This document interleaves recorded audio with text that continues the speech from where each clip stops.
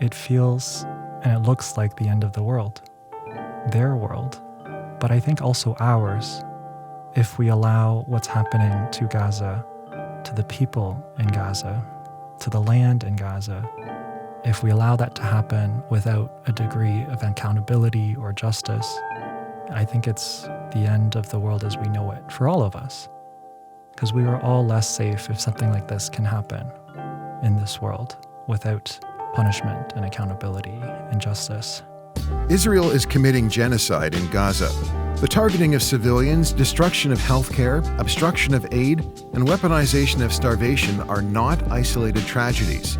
They are systematic violations of international law rooted in decades of apartheid and occupation. As health workers, we recognize this as the annihilation of the very foundations of health and survival.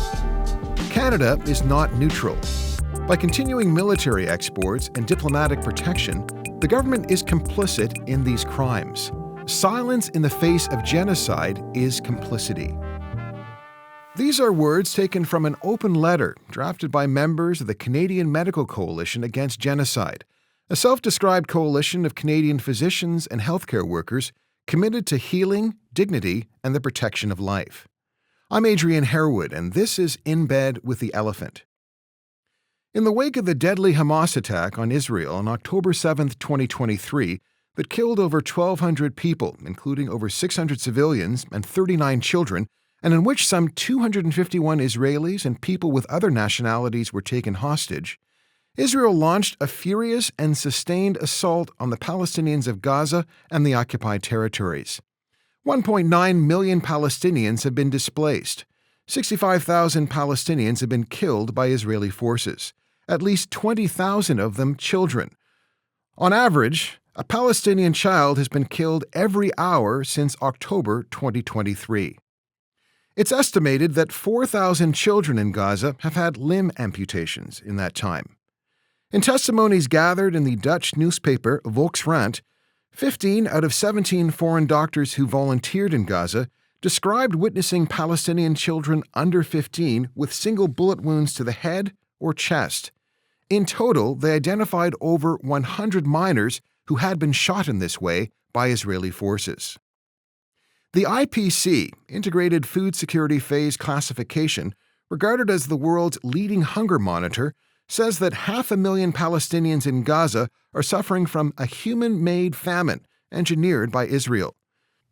Israeli forces have destroyed wastewater treatment plants in Gaza, provoking an acute water crisis and making an already vulnerable population prone to disease. Gaza's healthcare system has collapsed.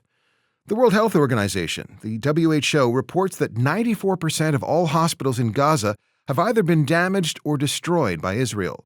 Only 19 of the 36 hospitals that existed before October 7, 2023, are operational to any degree. Conditions inside Gaza's hospitals are cataclysmic. Doctors report a lack of antibiotics, painkillers, and basic infection control. Once treated, patients are often left to their own devices. Hippocrates was a 5th century BC Greek physician and philosopher, often referred to as the father of medicine.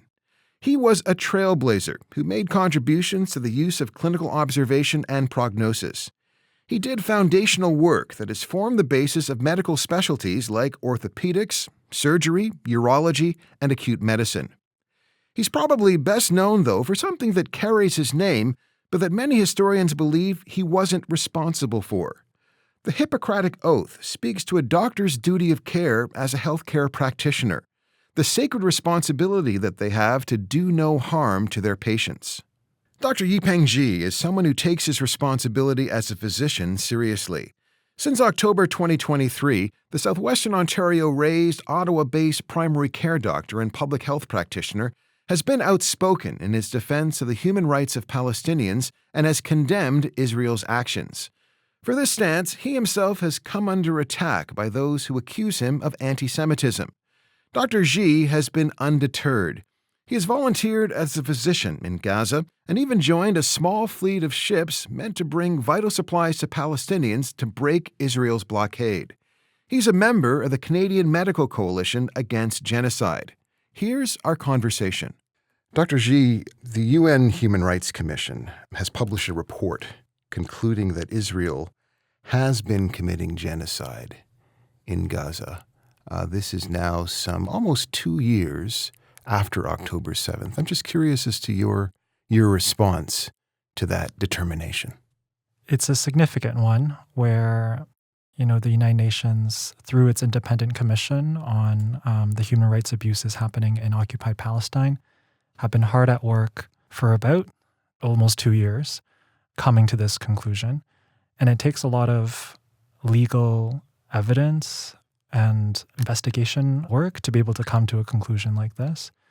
I was at the United Nations in Geneva, Switzerland, meeting with some of the people that were working on this just a few months ago.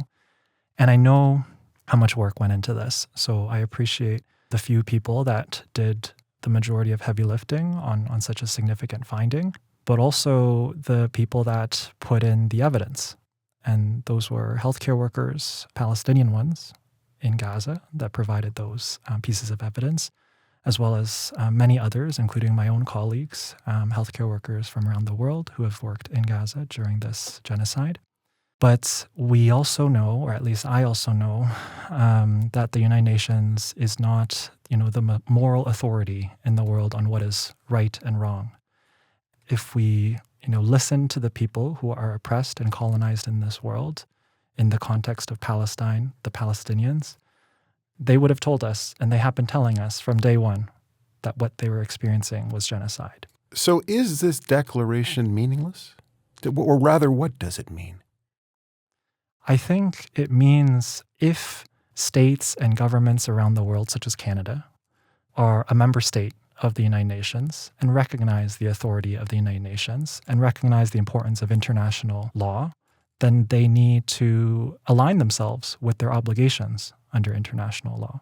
And if Canada says and does what it emulates to this world, that is, it's aligned with international law and human rights, then I think it needs to fulfill those obligations under international law, which is aligning itself with its own obligations that the International Court of Justice has already ruled twice last year on the illegality of Israel's illegal occupation in Palestine and plausible genocide.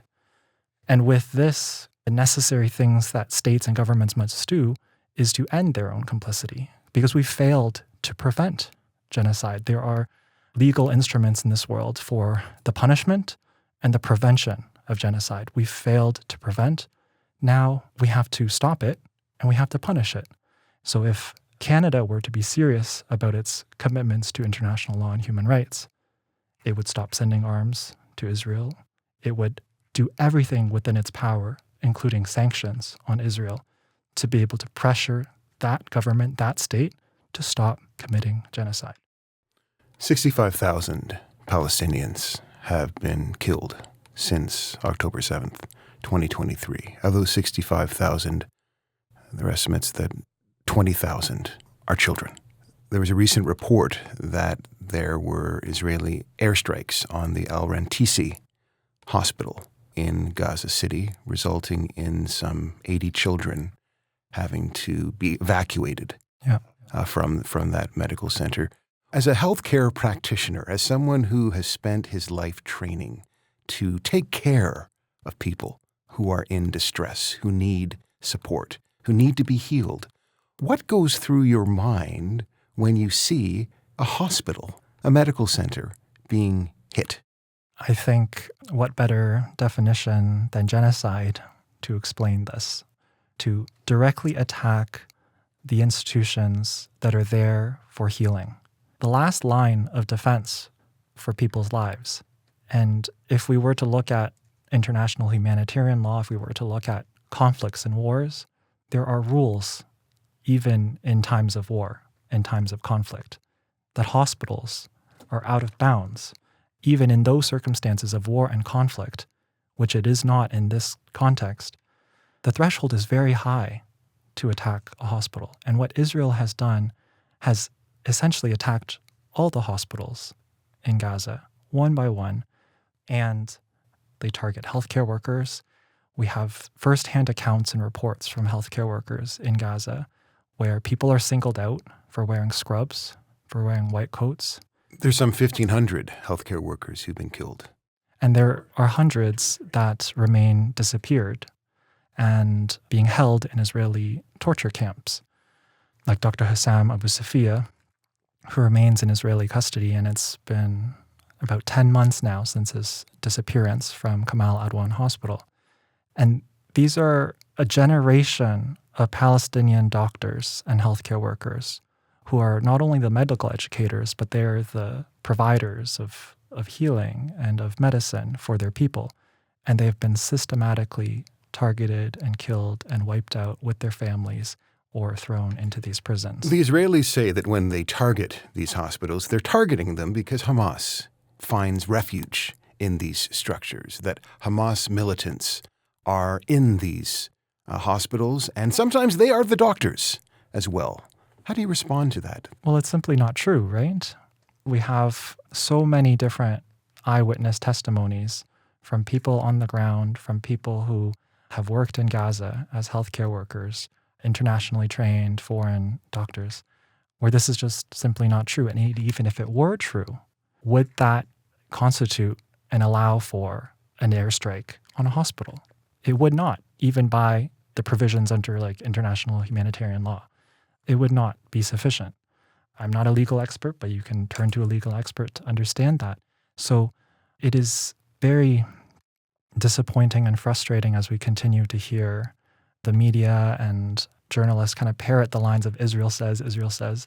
At what point do we consider, especially from the point of how people get their information is largely, unfortunately, still through mainstream media, not through independent media, but through mainstream media, this obfuscation of the truth when we're parroting what Israel says as the justification for attacking hospitals or attacking healthcare workers. The truth is that as we speak, Israel is raining hell on Palestinians. Every single night, it seems, another 100 Palestinians are killed. The images are horrific. Just this morning, I woke up to see an image of a young child with her intestines spilling out of her stomach, covered in blood. I wonder if she had access to anesthesia, on the operating table. What are your friends, colleagues, contacts who are healthcare workers, who are on the ground treating children like that young girl whose guts were spilling out of her body? What are they telling you about what it's like to be in that condition, in that space right now? I mean, they're witnessing their own people's annihilation. It feels and it looks like the end of the world, their world, but I think also ours, if we allow what's happening to Gaza, to the people in Gaza, to the land in Gaza, if we allow that to happen without a degree of accountability or justice, I think it's the end of the world as we know it for all of us. Because we are all less safe if something like this can happen in this world without punishment and accountability and justice. They have been telling us, our healthcare worker colleagues in Palestine, in Gaza, about what they need to take care of their people. And time again, the international community has failed them, hasn't been able to bring in medical supplies in any degree that meets the needs of the population, let alone food, water, fuel to run the hospitals. And we haven't been able to stop the bombs from dropping on a largely civilian population. We haven't been able to stop bombs from dropping on hospitals. You've said that what's going on in Gaza right now is a form of medical violence, that medical violence is being done to the people of Palestine. Can you kind of elaborate on that? What do you, when you say medical violence, what does that mean? I've studied a little bit about the history of medicine before going into medicine, and I've understood kind of the contradictions of studying and training in Western medicine, knowing what it's actually done to Black, Brown, Indigenous peoples in this world, and still does. Things like justify slavery, like eugenics, like nutritional experimentations on Indigenous children, forced sterilization of Indigenous and Black women. And what we're seeing in Gaza is most certainly another form of this violence that the institution of medicine can perpetuate on a people's when you dismantle an existing form of healthcare that was led by Palestinians, that was to a degree self-determined, even though it wasn't perfect before October 2023. Like there were patients that needed specialized chemotherapy and they would need to go to the West Bank or go to Israel to get that treatment. And Israel would control the permits for who can get out. And there would be delays in care where sometimes the parent or the child wouldn't be able to get a permit, so they wouldn't be able to travel. And it's led to morbidity. It's also led to mortality. It's led to deaths. That was before October 2023. And when you attack healthcare to this point, many of us wonder, our colleagues right now in Gaza wonder, are we doing more harm to the patient in front of us when we're trying to intervene to prolong their life? We could be doing more harm. I think about it when I was working in a primary care clinic in Central Rafah last year, and what the children that came into the clinic, what they needed was clean water, decent shelter, nutritious food, all of which was being systematically destroyed or withheld at the borders because these things like tents, food, water, they weren't being let in. And some of the children I met were just skin and bones. They weren't walking anymore because of severe malnutrition. And what could we offer them at the clinic? It was IV fluids. So many children just got poked in the arm with an IV line, which introduces another possible source of infection, makes the child irritated and cry. Sometimes they can't even cry because they're not producing tears. That's how dehydrated they are. It makes them distressed. It makes the parent or guardian or the accompanying sibling, because sometimes their family members have been killed, makes them distressed. And it makes you wonder, are we doing more harm to this child? And another doctor that I was with was outraged by seeing this in the primary care clinics and spoke up in a meeting with the World Health Organization and said, this is essentially torture. We're torturing these little kids. And it obviously wasn't taken well by some of the folks in that meeting, but it also resonated with a handful of people. They came up to my physician colleague to say, thank you for saying that, because we don't know what we're doing here. It felt like we were shuffling deck chairs on a sinking ship, and that was 1.5 years ago. And the conditions have only gotten worse. They've only gotten worse. So it really makes you question. We went to medical school, we became doctors to do no harm, first and foremost, and then to try to help people heal.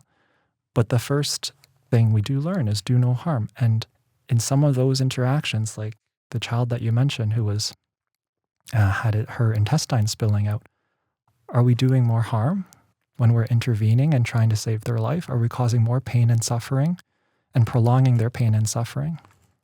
I think that's what I think about with respect to medical violence. But it is ultimately the Israeli illegal occupation that is at the root of this kind of medical violence.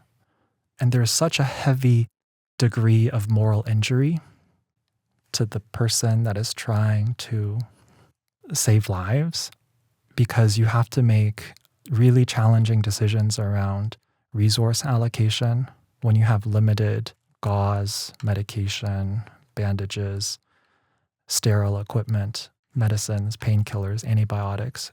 Who gets it? Who gets it when everyone needs it, when you don't have enough? And you do wonder, once again, are you doing more harm than good when you're doing this work and people do not have nutritious food or clean water? You could just be prolonging their suffering so they die some other way. I can't wrap my head around the idea of a surgeon having to amputate a limb of a 4 or 5-year-old without anesthesia. That's happening.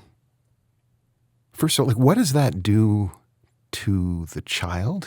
First of all, it seems self-evident what it does to the child, but I guess I just want to hear you say it. What does it do to someone when they are being operated on without anesthesia? And then what does it do to the person who's doing the amputating, the physician? I have a hard time answering because, I mean, it's something that I've never trained through, to think about what it's like to experience a level of pain that most people in this world have never experienced, like a visceral kind of physical pain at the extreme lengths of what we can experience as a human, like this visceral kind of pain.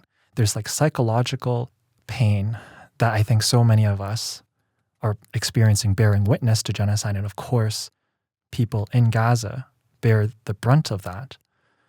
But that physical, visceral pain, yeah, I can't even imagine what it does to a small child. A lot of people have been watching Gaza daily for the last 2 years, and many people have been horrified about what's going on.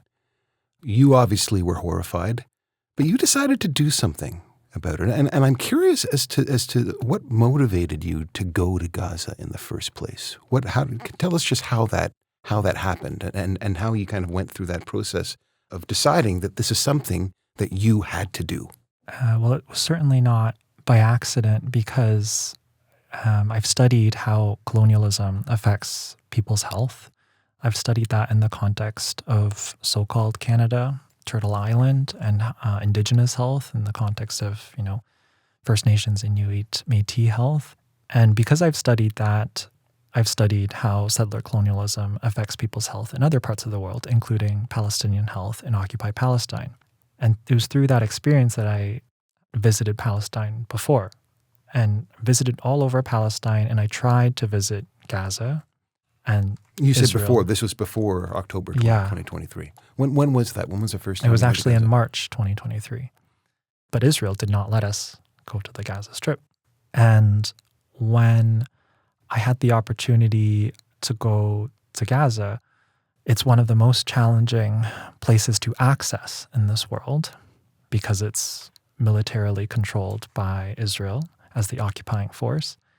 And since I had the opportunity to go, I thought I might as well take a try and a chance to be able to be there with the Palestinian people in solidarity with them as well, to bear witness in the same ways that I bared witness to the legal occupation and apartheid conditions in the West Bank the year before.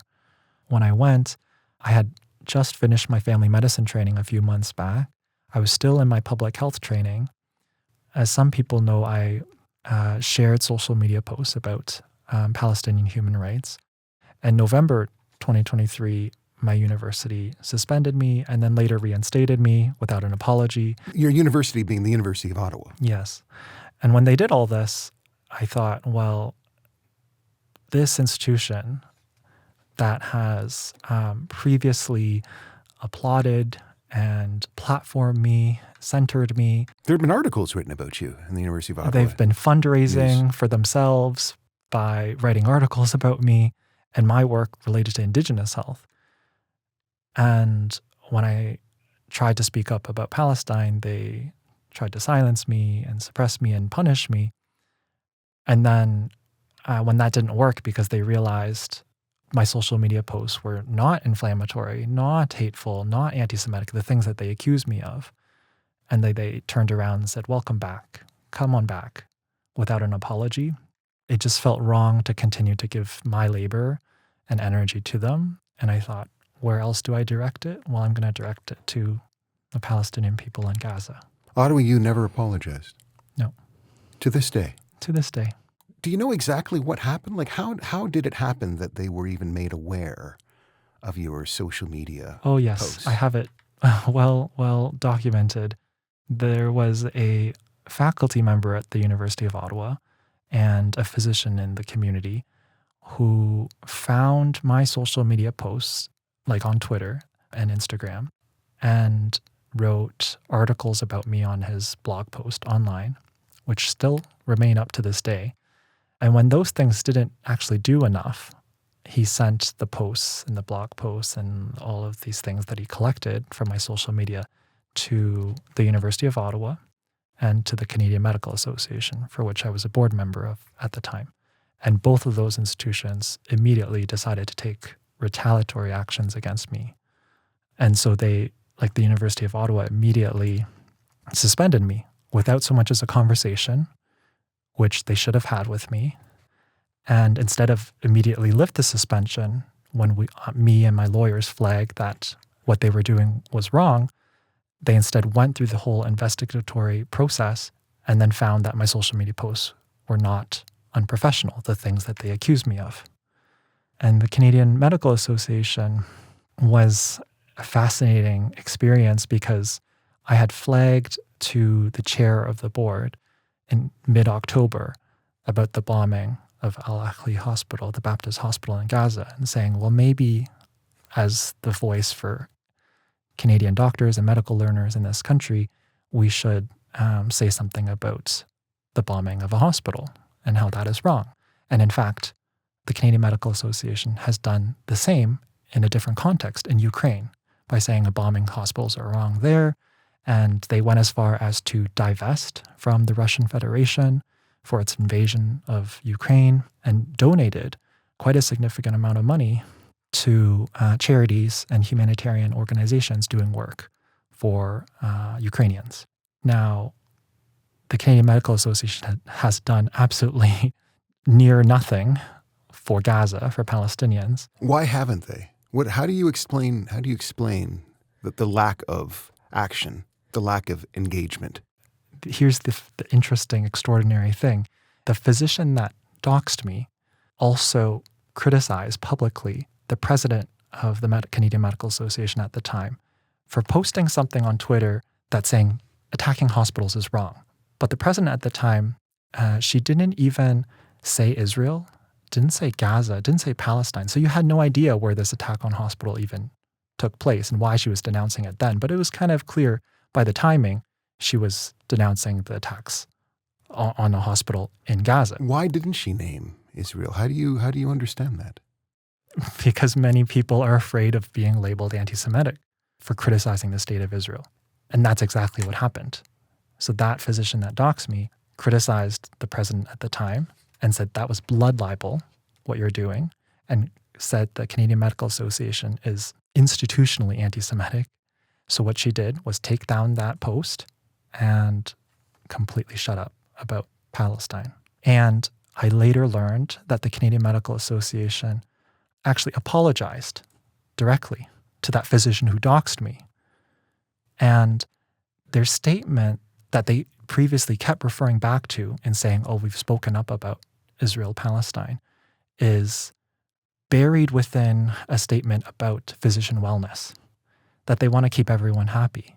And that's ultimately what it comes down to, is that there are Zionist physician colleagues who do not want to be psychologically uncomfortable with the premise that Israel might be committing war crimes, might be committing genocide, might be doing things that deem a degree of criticism. And there are colleagues that are afraid of these colleagues, and they're afraid of being labeled things that they are not, being labeled as racist, as inflammatory, as hateful, as anti-Semitic, for simply wanting to explain to the world what we're all seeing, that bombing hospitals is wrong, that attacking our colleagues, our healthcare worker colleagues, is wrong. And who's doing these things? It's Israel.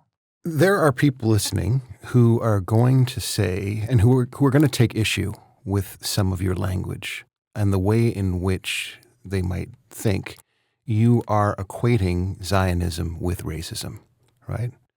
They're going to say that Jewish people deserve safety and that they deserve to have a place where they can call home. And so that desire for safety should not be condemned or should not be labeled in a kind of a pejorative way. And they're also going to say, we don't support Benjamin Netanyahu. And in fact, we're horrified with what's going on. We're opposed to the way in which the IDF is slaughtering Palestinian children, is attacking healthcare centers. We don't believe in this. We want the best for Palestinians, and yet we see ourselves, we are Zionists because we want safety for Jewish people and a state where they can call home. How do you respond to that? Because I've studied settler colonialism and I understand the question of Palestine of one of Zionist settler colonialism, by that process and by that definition, it is genocidal and colonial in nature to displace indigenous peoples from the land that is known as Palestine, to create a homeland for another group of peoples, and to also, within that system, have a differing set of privileges through citizenship, through like how one accesses resources and land, but also gets punished through whether it be a military or a civil court system, all these different layers, it amounts to an apartheid system. So the way in which the state of Israel exists present day, because of the ideology of Zionism, creates the conditions for an apartheid system, has created the conditions for this genocidal war, this colonial war in Gaza. And so that ideology is at the root of these issues. And if we look back at the ideology of Zionism, there were other parts of this world that Zionists were looking at colonizing. It wasn't always going to be Palestine. But the question becomes, I think, when you have a colonial project anywhere, you end up ethnically cleansing, forcibly displacing, and often stealing land and creating the conditions for genocide. And that's true for Canada. That's true for the United States. That's true for Australia. That's true for a lot of places in this world where that colonial project has been rooted in certain kinds of values of a degree of supremacy, that the oppressor, the settler, the colonizer has more rights to life and dignity and safety and self-determination than the indigenous peoples of that land. So it doesn't really matter the identity of those peoples. That's wrong to do that, whether it be 100 years ago, 200 years ago, or present day. And I think people really need to contend with that the material actions is what matters. The material manifestations of Zionism on the Palestinian land and on the Palestinian body is genocide, is forced displacement, is ethnic cleansing, is occupation, is apartheid. It is these things that are horrible, that no one wants their religious or cultural or ethnic identity to be associated with, which is why we're seeing anti-Zionist Jewish people distance themselves from the state of Israel and say, not in my name. We're seeing this more and more. And I think it's a reflection of just how overt the genocide is and has been. And everyone deserves safety and self-determination in this world. I've studied the Holocaust. I spent time in Poland visiting Holocaust museums. I remember standing in the present day, but previously the ghettos of Warsaw and Krakow, and just being how could these horrible things have happened? How could the Holocaust have happened in plain view of everyone? And we're seeing it play out right now in Gaza because people cannot call things for what they are. They cannot name the perpetrator. And to know that something like the Holocaust has happened, something like that has happened to one group of peoples, does not allow them to do the same to another group of peoples. It does not justify the way in which the Zionist project has been doing what it's been doing in Palestine. You joined a flotilla. You went on the boat, the Handala, along with many other international activists, doctors, all kinds of folks. There is a flotilla that is currently on its way to Gaza. We know that the Swedish activist Greta Thunberg is part of that flotilla, a flotilla that has come under attack while it was in Tunisia. I'm curious at this point, what can be done, or what do you think needs to be done at this point to show solidarity, to support Palestinian life? It means we do everything we can within our power, but everything that we've done so far has not been enough. And I think it's sitting with that discomfort and figuring out other ways that we can keep the pressure on and challenging ourselves to do more. And also bringing in other people so that we can work together to do more. The Handala Freedom Flotilla is a long-standing direct action group that started under the Free Gaza movement in 2008 after Israel's illegal siege and blockade of the Gaza Strip in 2007. And in 2008, the first 5 boats made it to the shores of Gaza. So if it's been done before, it will be done again, I think. In 2010, Israel illegally boarded and actually executed 10 activists on board the Mavi Marmara ship. So what did the Freedom Flotilla Coalition do? Is they sent more boats. You keep trying. The Conscience boat, which was off the coast of Malta in May this year, was supposed to be sending humanitarian aid and send activists to Gaza. It was bombed off the coast of Malta by the Israeli forces by a drone. And what did they do? They sent another boat. So in June, Greta Thunberg boarded the Madeleine.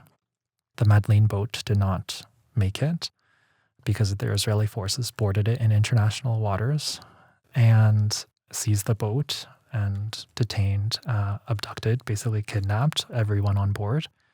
And they did the same for the Handala. The Handala was the 37th boat sent in July.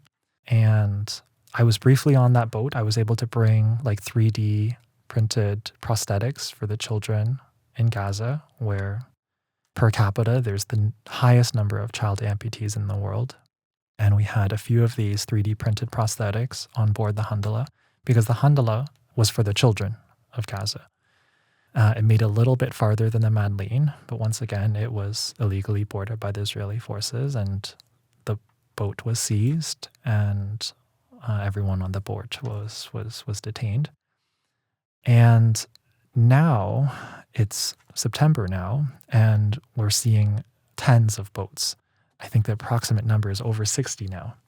Over 60 boats are being sent under the Samud, the Global Samud Flotilla, 1,000 Madeleines, and the Freedom Flotilla Coalition. So there's all these different groups sending boats through the Mediterranean Sea to break Israel's illegal siege on the Gaza Strip. This is the most significant escalation, right? If we think about the Freedom Flotilla Coalition, they sent 37 boats since 2008. And now, in the course of just 1 month, in a matter of weeks, over 60 boats are all being sent at once. And so they are organizing to do what states and governments are actually responsible for doing, which is breaking Israel's illegal siege. Not everyone has to get on a boat. There are so many people who make these boats happen by being on the ground and helping to organize these boats. By seeing the operations of the Handala Freedom Flotilla boat, it takes a village. It takes so many people to get it going. And there's also a very significant role for especially us in Canada, especially for us in the West, to leverage something like that's happening, because there's multiple Canadians on these boats, to use their presence on these boats to push our institutions, our governments, to end their forms of active involvement and complicity in Israel's crimes. I'm curious as to, and this is the final question, I'm curious as to when you think about the journey that you have been on these last 2 years, what are the kind of key lessons that you think you've learned over these last some 24 months? I've had the utmost privilege over the past 2 years to be in community and space with so many amazing human beings that continue to teach me so much about the world, that we currently live in, and also the world that we are collectively co-creating and envisioning, that is not centered around capitalism, colonialism, imperialism, but is centered around well-being, centered around people's right to life and dignity and self-determination. But I would say I have been in community and been mentored and taught by some really amazing people before this that have allowed for me to kind of navigate the past 2 years in a way that I can draw from that wisdom of spending time with Indigenous folks here. I think about the community members, the clinicians, the scholars, the patients that I had the privilege of spending time with in Nunavut, Inuit patients and community members, or at Six Nations of the Grand River, Haudenosaunee, First Nations scholars and researchers, community members. And what I learned in being in community and with community is that the struggle is a lifelong one. And this is generational work, the work of liberatory and revolutionary medicine, is how do we take care of each other for this long haul towards collective liberation for all peoples. And we are unwavering in doing that work for all peoples. And to know these things is one thing, but to practice it is another, right? I've met at least 2 people who have told me that their spiritual practice over the past 2 years is protesting, is taking to the streets, is activism. And I do think the ways in which we've been organizing, the activism that we've been doing, the ways in which we continue to build the people power necessary to help end the complicity that we're seeing on this side of the planet for what's happening on the other side of the planet. This has been really healing work for me, and I know it's been helpful for others in the conversations that I've been having. Dr. Yipeng Ge, thanks so much for joining us. Thank you for having me. You've been listening to In Bed with the Elephant, a production of Ricochet Media. Let us know what you think about our show by leaving a review on Apple Podcasts. You can follow the podcast on Apple, Spotify, Amazon, iHeartRadio, YouTube, or wherever you find your podcasts. The producer, editor, and sound engineer of In Bed with the Elephant is Dave Sarrazin. Executive producers, Ethan Cox and Andrea Houston. Music, Parker Harewood. Graphics, Connor Kaloran. I'm Adrian Harewood. See you next time.